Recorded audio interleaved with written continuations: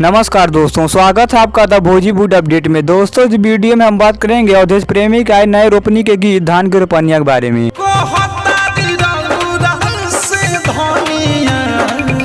धान के रोपनिया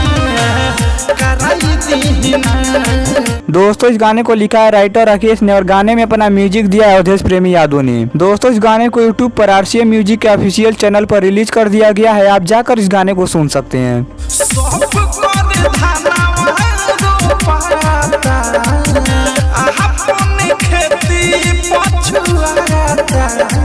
दोस्तों, इस गाने के बारे में बात करें तो यह गाना अवधेश प्रेमी के कुछ अच्छे गानों में से एक है। आपको एक बार इस गाने को जरूर सुनना चाहिए।